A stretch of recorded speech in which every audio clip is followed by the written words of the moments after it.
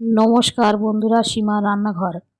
আমি আজকে রান্না করব ফুলকপি দিয়ে ট্যাংরা মাছ।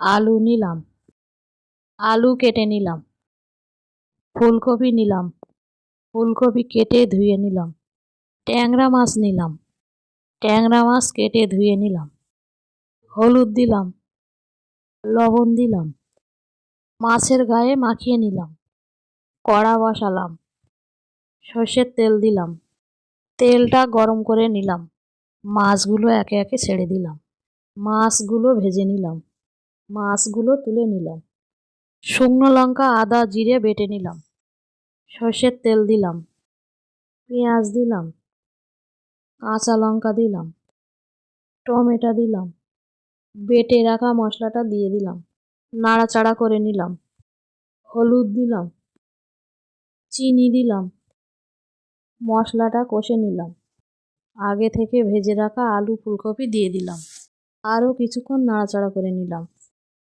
জল দিলাম, ফুটিয়ে নিলাম, ভেজে রাখা মাছগুলো দিয়ে দিলাম, আরও কিছুক্ষণ ফুটিয়ে নিলাম, নামিয়ে দিলাম।